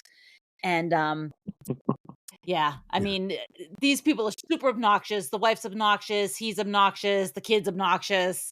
You kind of don't even mind that he's gonna get his mind melted, Yeah, but totally. yeah, so you kind of see that coming down the pipe. It's coming. Yeah. Tony, what do you got? Oh, I dug these because you learn more about Cochrane. You know, Buddy is there for exposition. He's there to give the history of Cochrane, the Cochrane business. They started with these little $2 toys, and they made their billions off of that. And it's been around forever. Oh my God, you haven't heard of the fake poo or whatever he says? It's like everybody knows about this. This is like the industry standard. So it lets the audience know that it's not just this. Oh yeah, we make masks and that's it. It's like, no, this is a company that's been around forever, and they chose this out of the off the grid, out of middle of nowhere place to put this factory because they have nefarious reasons, and that's the easiest way to get a Stonehenge rock to them is the middle of nowhere apparently. So I mean, I do like these scenes. You're 100% right. The family's obnoxious. You want to see something happen to them, and you're kind of glad when we do, even though it's horrific. But it's a typical salesman, an obnoxious, expectant wife, and a douchebag kid. It's like, here's the trope. Let's let it run its course. Yeah. Oh man, yeah. Love the tour, love the factory. It's like the fucking like Willy Wonka's horror factory. It's totally cool. I love all the different masks. We get the Red Devil, awesome looking mask. There's like a werewolf. There's a couple other ones. I was like trying to focus in on them, and I thought all the masks in this movie were done really well. They were spooky. They didn't look childish. They were great. They were the Don Post masks in the back of Famous Monsters. You could order them. Like everyone in there. I'm sitting there like when I first saw them, like, oh yeah, that one. They're all on the back of like Fangoria and Famous Monsters. They were real masks. So it was cool to see them get sold after the movie came out. All those masks were available, which was great. Yeah. Yeah, it made me want one of them. Yeah. I mean, you can buy them. Lynn was looking at them today. They look great. So Chalice goes to the office, but he cannot reach anyone on the telephone. No matter what number he dials, he gets a recorded message that the call cannot be completed. Returning to the motel room, he discovers Ellie is gone. She's been kidnapped by some of the suit-wearing goons. The well-dressed guards surround him in the parking lot and approach him. Chalice runs back to the room and escapes out the bathroom window and gets away from the agents, who are also driving up and down the streets looking for him. Chalice tries to use a payphone, but gets the same recorded message there too. Hoping to rescue Ellie, he goes back to the factory, sneaks onto the grounds, and breaks into the building. At first, he sees no one, but after a brief search, he finds an old woman knitting. Super creepy. I love this. Yeah. When he confronts her, he finds out the old woman is actually an elaborate machine. Then the silver-haired, well-dressed guard finds him. Chalice fights him, but he seems to be unaffected by his punches. Dude, I love these Fall Guy punches. This fight scene is awesome. After Chalice punches him again, the guard goes limp, unlike Chalice in the hotel room. Chalice pulls wires out of the guard's stomach and oil flows from his mouth. The guard was a far more elaborate machine. 2 more android guards come up behind Chalice and capture him. He had trouble beating one guard and has no chance against 2. Cochran comes to see them before the guards take Chalice to where he will be tied to a chair and spend the evening.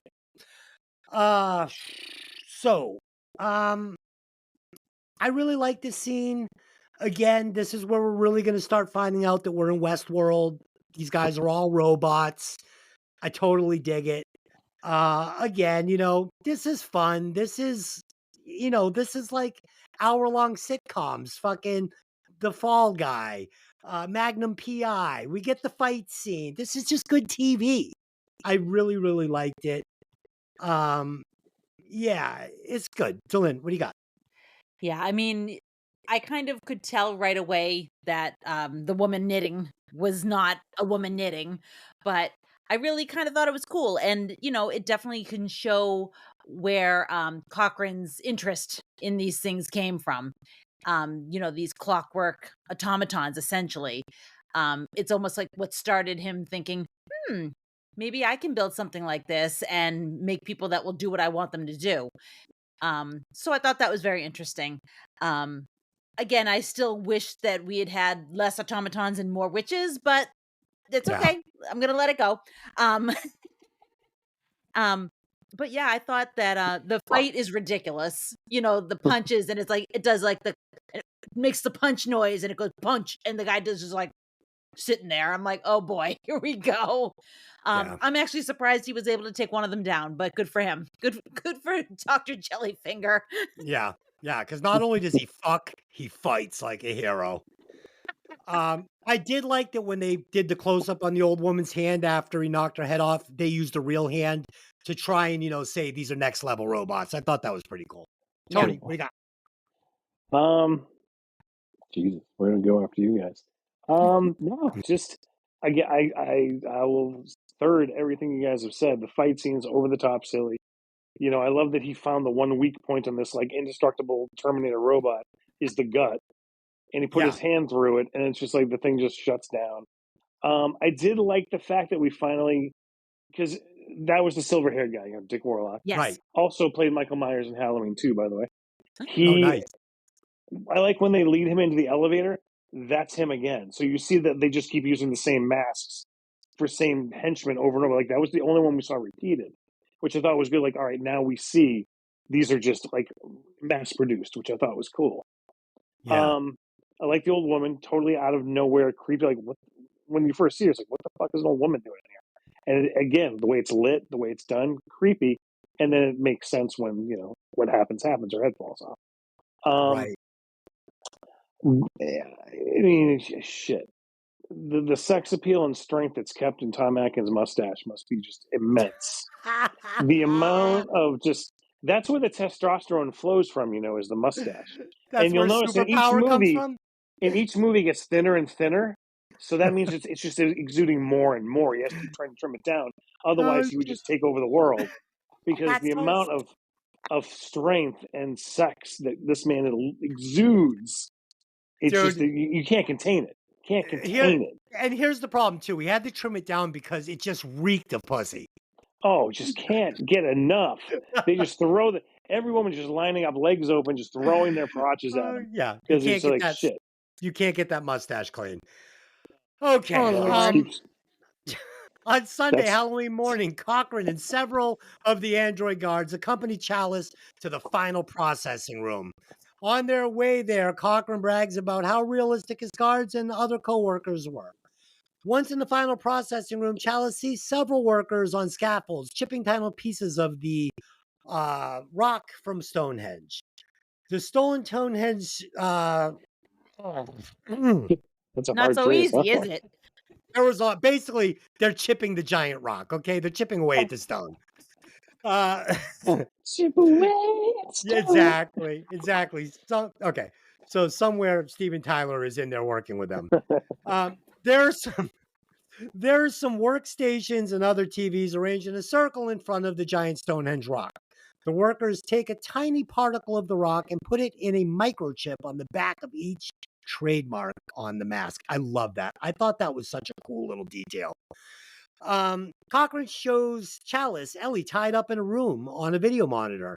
Marge's corpse on another room on another video monitor. This is really reminding me of Creep Show. I can hold my breath for a long, long time. And then the room in which the guards are escorting the Kupfer family. The room is anonymously labeled Test Room A. Never go into that room with no doorknob. The room is made up to look like an ordinary living room. One of the guards pushes the button to make the video play on the TV.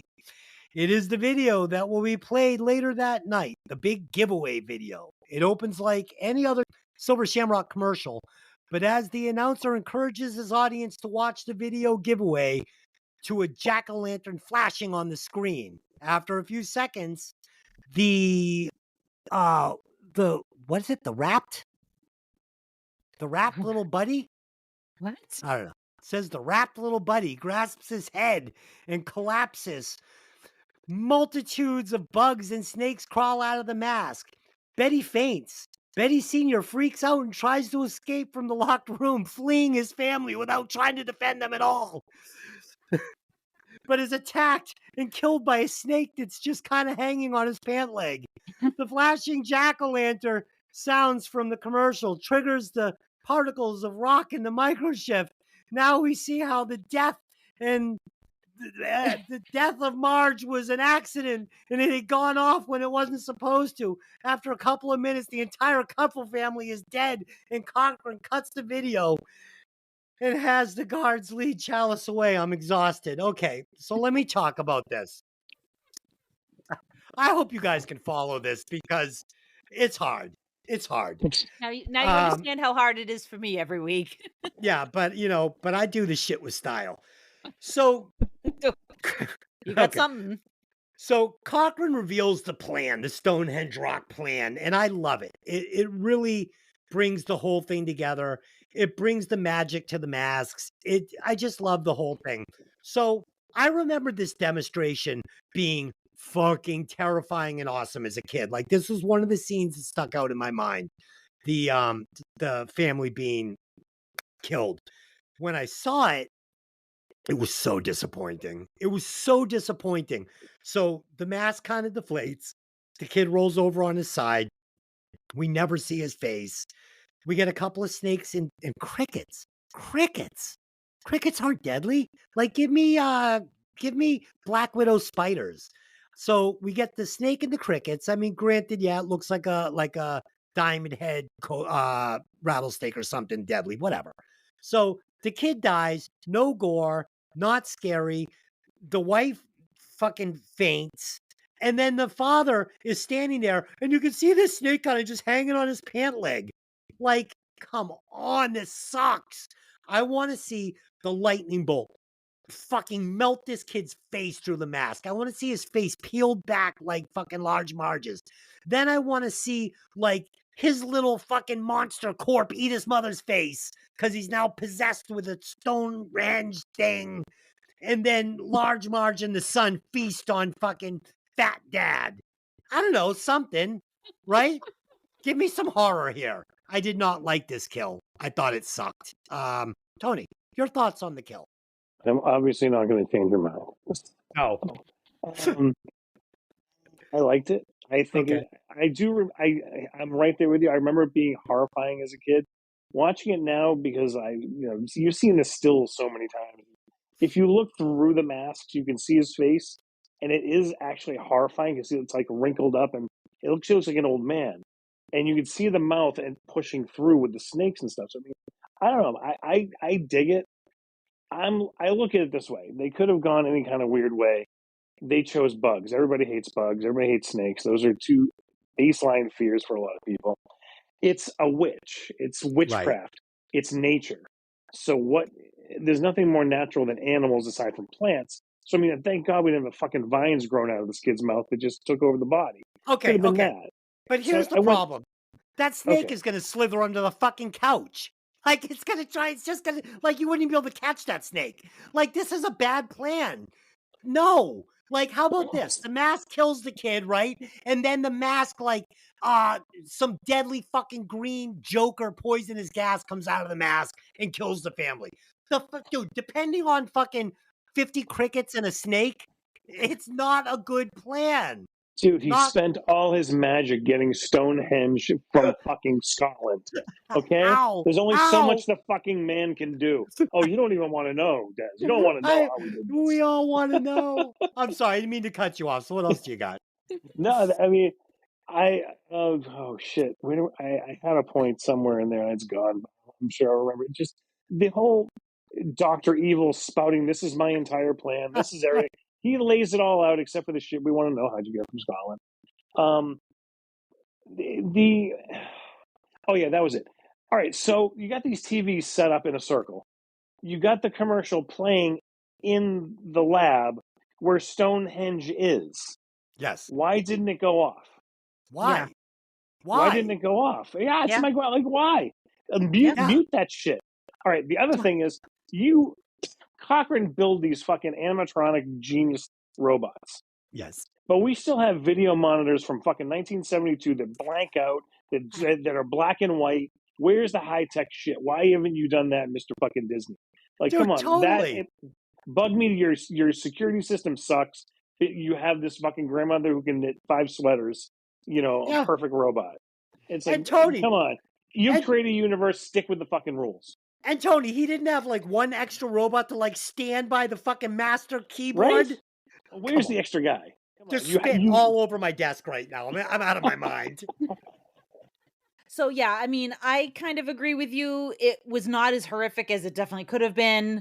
You know, basically the mother just passes out and then like, I don't know, bugs are crawling on her. Like, is she dead? Is she just passed out? I don't know. But you know, the point gets across. He does not care about these people and he doesn't care about anybody. The one thing that I was saying to Des the other day that I thought was interesting was, so if you're going to kill a bunch of people with Halloween masks, Yes. you are killing people that celebrate Halloween. You're killing potentially people that are not Christians. So who's left? A bunch of Christians. So you now have left yourself with a bunch of Christians and all the people that might have, you know, protected you from, you know, wanting to burn the witch that is responsible for killing everybody is still alive. Yeah, I mean, I was confused. Like, I get that they're like doing this as a sacrifice, but like, can't they just get some like homeless babies like the Rothschilds and like, you know, get all their blood out and drink it to stay young? I don't know why they have to do this plan. Well, I took it that way. It's like they said, you know, this Samhain was basically the blood of the children is how they got their power. So if Yeah. he's killing all the children, he's going to get all the power. No, Like true. this Yeah. is going to make him like up here Yeah. compared to anyone else in this religion. So yeah, you're killing everybody, but it's like I'm going to be the most powerful thing, and Christians come me all you want. I True. just fucking killed everyone. Who knows what level you would have been at? Next, we see children in cities all over the country hearing the commercial reminding them to watch the big giveaway at 9 p.m., buying silver shamrock masks and trick-or-treating.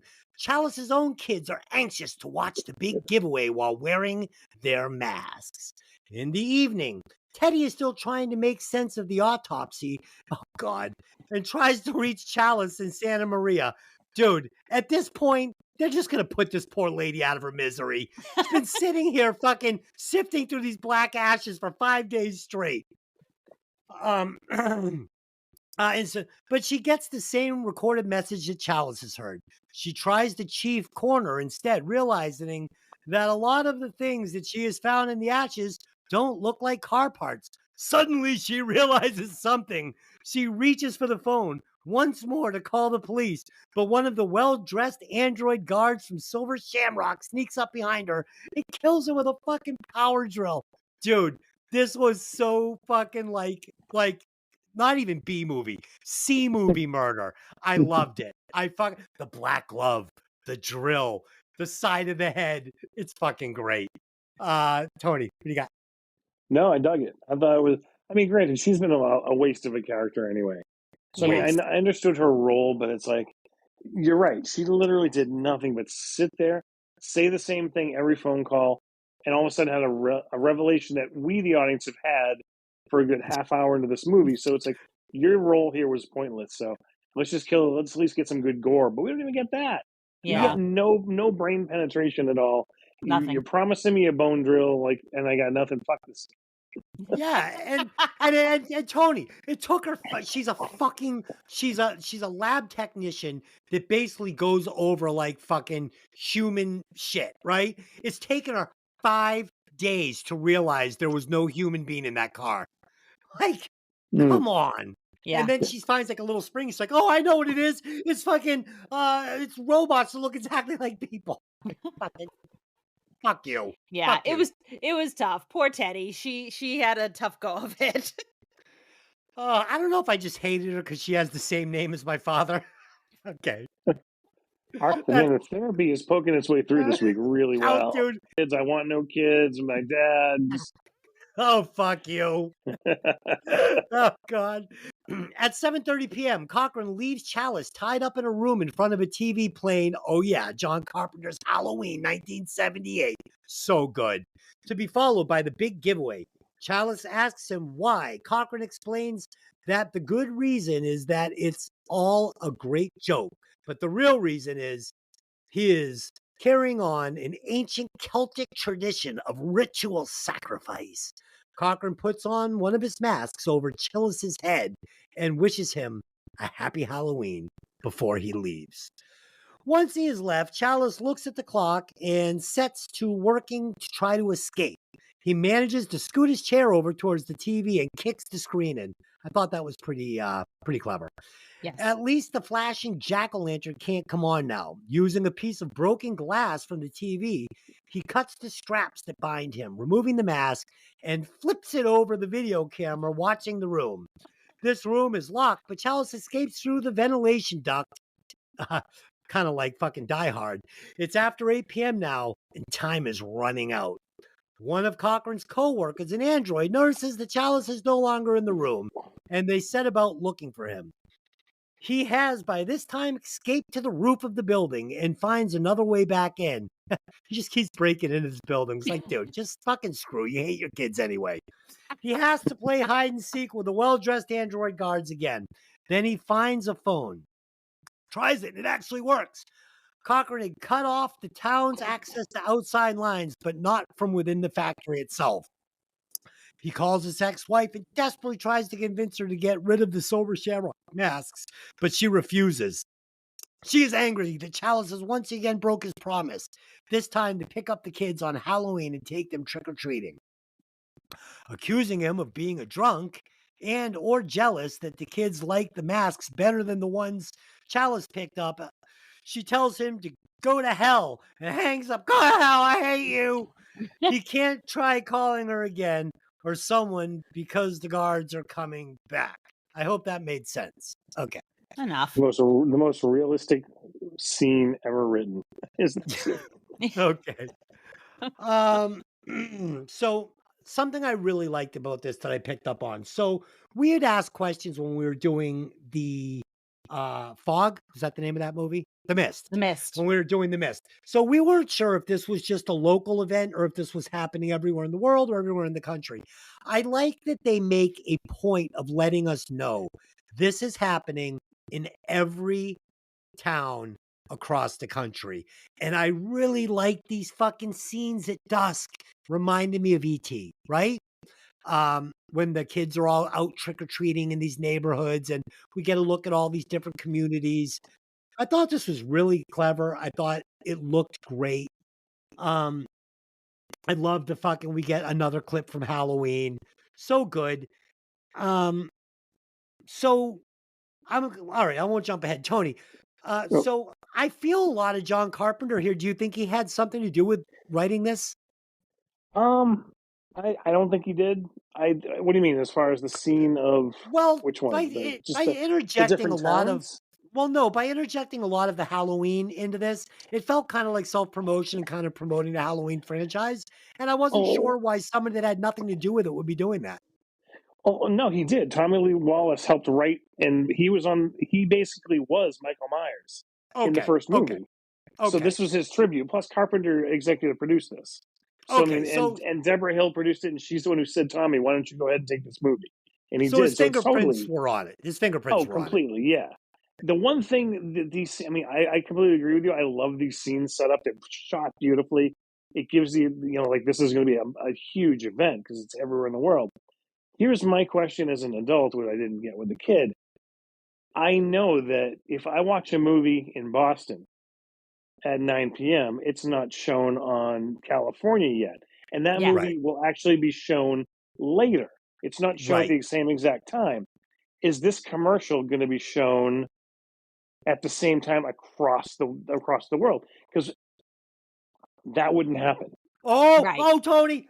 Here we go. So this is why there's a 6 o'clock curfew in California because it's going to play at 9 o'clock Eastern time. So everybody has to be in at 6 o'clock to see the commercial. There it is. Yeah, but if he controls the town, he wouldn't do that. That's only curfew in his town, not anyone Oh, let's else's just town. go with it. It's clever. Okay, good call, man. Thank you. Fucking, you're a genius. Shit, Well, I is don't know it is how it the writers got to call you, man. Oh maybe it shit. was he sets the curfew for 6 p.m. to keep the townspeople safe because he Yeah, wants maybe. to? I don't know. No. I I like don't know. Tony's fucking theory of the everybody being robots. Okay, let's wrap this bitch up. Okay, so Chalice searches the building some more and finds the room where Ellie is being held. He releases her, but the guards can now see him on the video cameras and know where he is. He manages to escape from them for the time being. Coming to the back of the final processing control room, there he finds a box of microchips ready to be installed on the masks. I don't know why though. It's too close to Halloween. Why do they have these little fucking murder devices that can turn on them here? An idea comes to mind. I can see the light bulb going off over Dr. Jellyfinger's head. He takes a box of microchips, trademarks, and sneaks over the computers and pushes the buttons he saw the guards push that morning. Dude, this is all such bullshit. I am not, dude, come on. This sucks. Did you see what numbers they were though? No, what were they? Because I'm stupid this way, and I looked it up. Well, I came across it in the notes, but two, I actually watched it going, that was dumb. It's literally 666 enter. Stop. Oh no, stop it. Stop it. Go watch it. Okay, so he's got these genius robots and he's got the code 666 enter, right? And then Oh, he doesn't have an extra robot to just, hey, listen, just sit here and make sure nobody pushes 6666 and fucking kills us all. Oh so god. Yeah. dumb. Um Convenient. oh god, pushes the buttons, blah blah blah blah. Yeah. The ones that start playing the big giveaway Yeah. video. Push ahead. Yeah, this time it starts playing all the TVs in the control room. He runs back to the edge of the room and climbs onto a catwalk over and dumps the box onto the floor below. The microchips activate as they get near the TVs, playing the flashing jack-o'-lantern, killing the workers and androids, but not Cochrane, who looks up at them unaffected and applauds. The flashing TVs forming a circle in the rock from Stonehenge start to glow. Something supernatural is taking place. Lightning bolts shoot out everywhere towards Cochrane, who is transformed to stone and disappears. Then sparks fly from the stone, and everything in the room starts to catch fire. Soon the entire factory is burning. Starker got his wish. Starker? That's what it says. The Starker is the bum. Yeah, he got his wish. Tom Waits. Posthumously. Posthumously. dare you? How dare you? You set a landmine for me. You knew I wouldn't get that. Dude, you Listen, can't read any of this. You're struggling. give me another word for posthumously. Death after death. After death. All right, so Starker got his wish after death. Chalice and Ellie run from the factory, get into Ellie's car, and still at the motel. And when Chalice drives time, they drive away. Okay. I never learned to read. Okay. Anybody want to talk about any of this nonsense? I mean, I think we kind of covered it. It's stupid that they've got this big box of these things that can send out the signal right there at their feet. It's like so stupid. Like you'd have those things as far away from you as you could. So Yeah, it's fucking it's dumb. it's a But I little tell you, stupid. I did love the scene of them running away from the factory. It was spooky. Sure. It looked great. Yeah. Okay. His reaction of just looking up and giving a golf clap, I'm like, look at you, classy motherfucker, on me right up to the end. You know, it's Yep. like it was good. I Yeah. dug him. Yeah. But I wasn't. Go ahead. I don't know, just turning to stone. I'm like, what that? Okay, good choice, I guess. Not But bad, I whatever. wasn't sure if he was like so supernatural that he was clapping and winking at him because he was just gonna like slip through another porthole and he'd be back for the next fucking thing, or that he knew the children would die and he's like, "You've saved nothing. My plan has already worked, and I'm fine. I'm gonna slip through the portal that I used to get to Stonehenge Rock here." You don't want to know how they did it. Oh god. Okay, let me fucking chop through this. Chalice and Ellie escape from Santa Maria, but the commercial is still set to go on the air at 9 p.m., which is only about 15 minutes away now. Chalice asks Ellie if she can think of anything, then notices how strangely passive she has been. And she hasn't spoken a single word since her rescue. I mean, what? When Ellie turns her head and attacks him, he realizes that Ellie he has rescued was another android with a new skin to look exactly like the real Ellie. The real one presumably having been killed by the well-dressed, I wish he'd stop saying the well-dressed guards, on perish in the fire. Chalice wrecks the car trying to fight off Ellibot. The crash rips one of Ellibot's arms off, and Chalice has little trouble dispatching the rest of her with a tire iron by decapitating her. But now he is without transportation and takes off running on foot.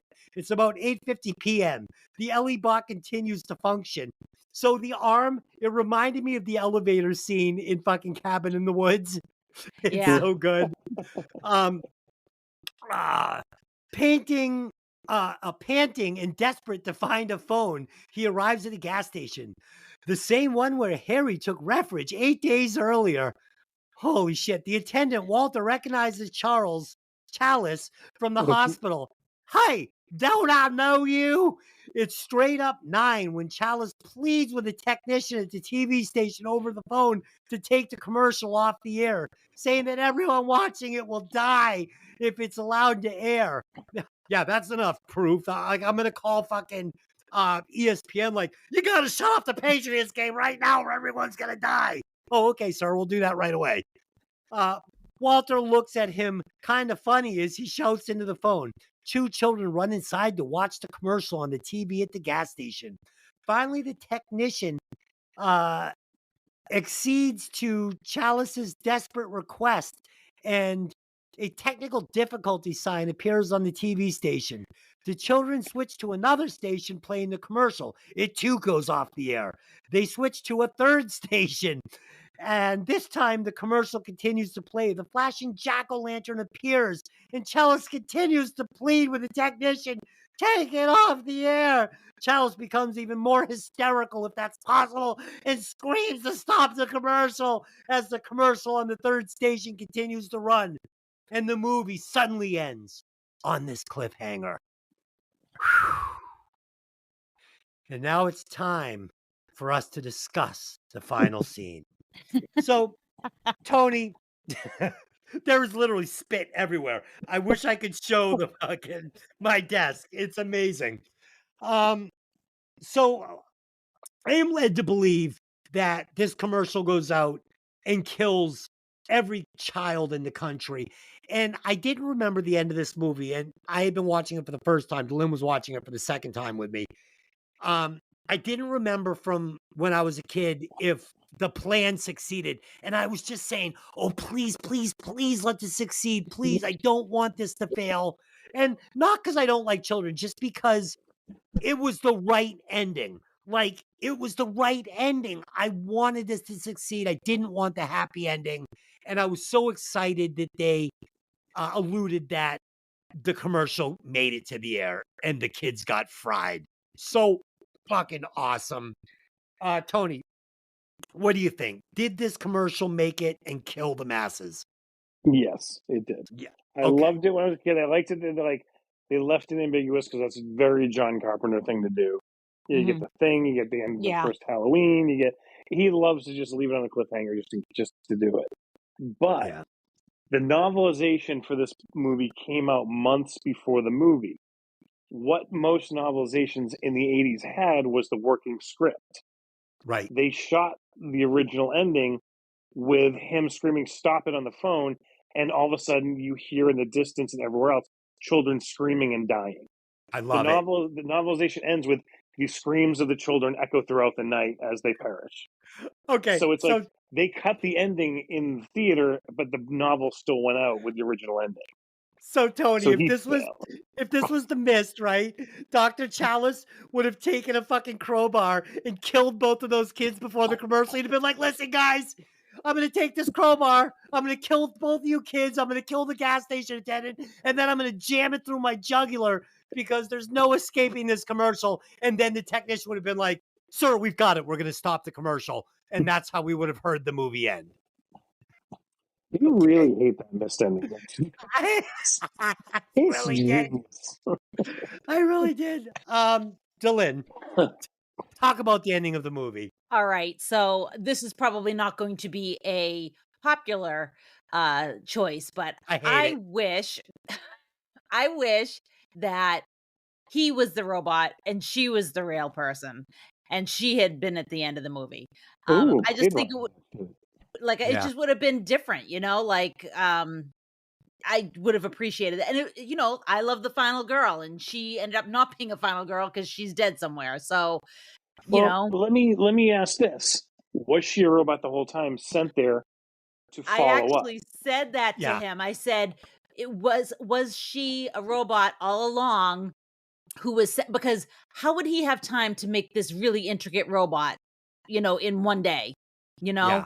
Was she a robot all along that was sent to figure out who knows something, Exactly. So I think she might have actually been a robot all along. That's the way I Right. look at it. Yeah, it's Yeah. interesting, and I always love a twist ending, and I like when, again, we always talk about this, when you start kind of making up your own theories about a movie, and I got that from this, so a lot of But fun. the problem that we've discussed here tonight is that we know with the silver-haired guy, the problem is their soft spot is the gut, and Tom Atkins was punching her guts like a motherfucker in that hotel room. Oh yeah. So he would have destroyed the robot. The testosterone from the mustache to the penis would have been punching those guts. You know what I'm saying? Yeah, he My took her. Yes, God. son. He took her to the Yes, Silver son. Shamrock Yes, factory. He's son. like, Mr. Cochran, can we give her a new vagina? I broke this one. Oh Oh, God. terrible. Okay. Sorry, God had to help go us. there. All right. So now It's it's time okay. to hit the recasting couch, where me and my two hosts will recast one character from the film. But I'm going to recast two characters from this film, Ooh. which make it a better movie. Okay. So I'm going to recast Ellie with one Sean Young, right? I fucking said the same thing because the way she Yes. looks, I thought the same thing. Go ahead. Yep, with one Sean Young, definitely an upgrade.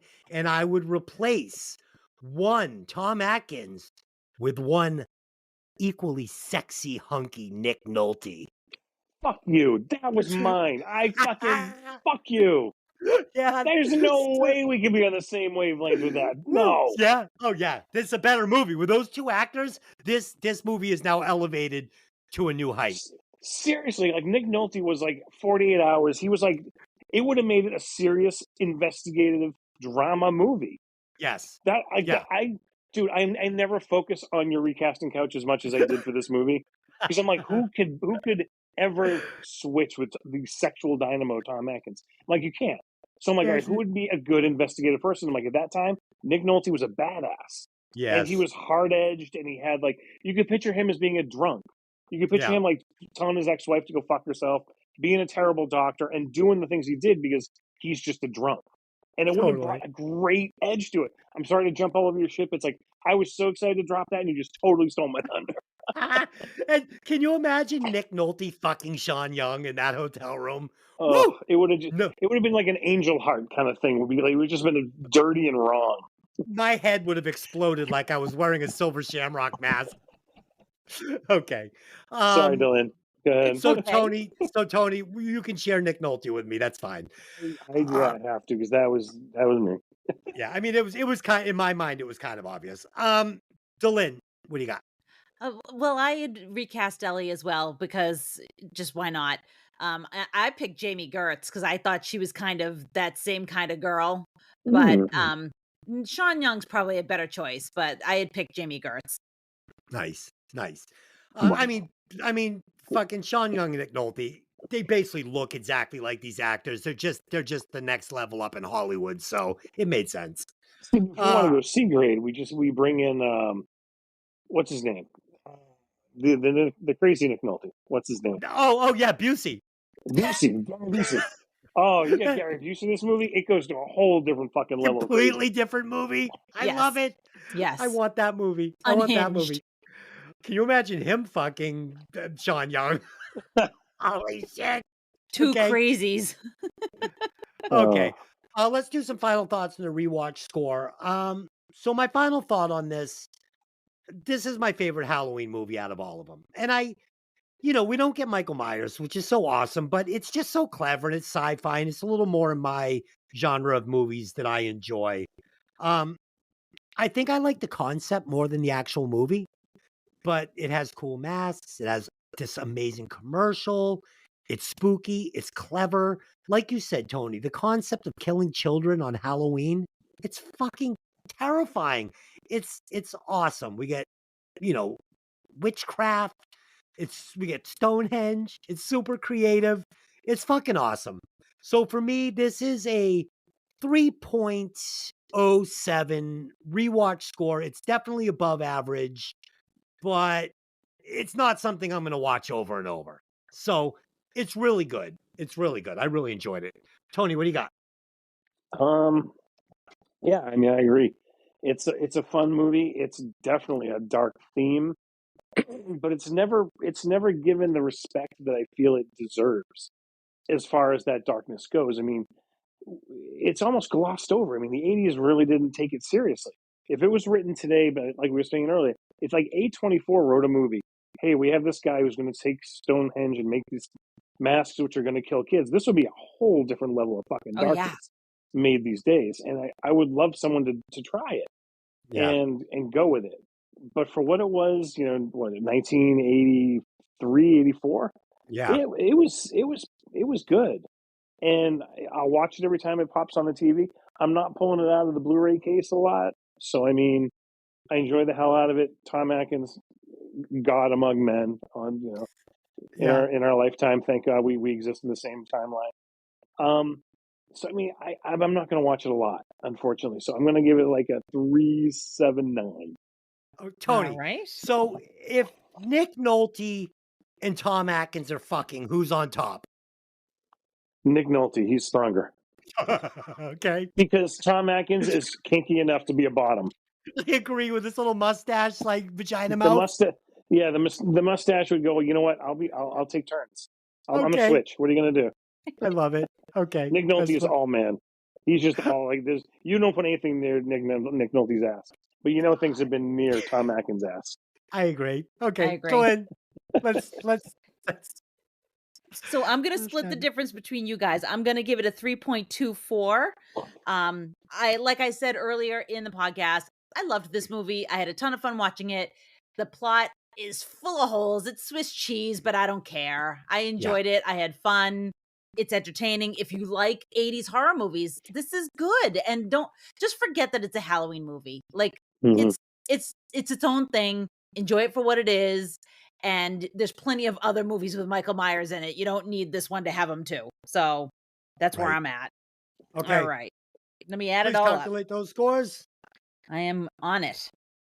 It got a 3.38333333. So let's see where that is. Seems a little high. No. Slightly. Okay. So 3.38.3333. That takes us right under The Last Deal and right above The Mist. All right. It's definitely better than The Mist. No question. It's better than The Last Deal too. So okay. So guys, thanks. I always love reviewing movies with you guys. So to the people listening to this show, we've never put commercials in. We've never asked you to do anything. If you're enjoying the show, share it on your Facebook, share the link, share the show, tell a friend, give us a review, subscribe to the show. If you're listening to the show, subscribe to the show. It only takes a second. So we did Dangerous Toys' first album over at Breaking Vinyl today. Go check that out. It's funny. I actually did a intro. I did The People's Court, where just go listen to it. It's fucking hilarious. I'm accused of fucking, bringing a shitty Dangerous Toys album to the podcast. It's got the music, the typewriter, it's fucking hilarious. So go check that out. And we will be back next week on our Halloween month. We'll be doing Mama with the Stone podcaster, Pat, movie I've never seen. Tony, have you ever seen it? I believe Okay. you guys are doing that. Oh my Okay. God.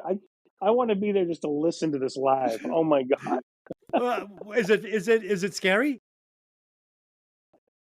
I can't wait to listen to this. Oh my God. My boss, I told him at work we were going to be doing it, and he actually laughed and said, "Me and my family laughed because we went to see it at the theater, and it's a fucking comedy." So, it's we'll God awful. Okay. Just Okay. this is going to be awesome. Good What's luck. your rewatch score on it, just so I can have it? Oh Jesus, less than 1. Oh, no. I watched it. I watched it and go, this should not. I feel I'm going to go watch something else. Okay. It's just Perfect. It's good luck. Godspeed. Okay. Odds be ever in your favor. Okay, and then we're gonna close out the month of October again with Pat, and we're doing Ghostbusters because I've been promising Pat we could do this since like episode 1. So we're finally gonna go ahead and just fucking Peter Venkman this thing up. So there it is. All right, everybody. Until next time, I just have one question for you, and that is, hey, did you ever see that movie? See you later.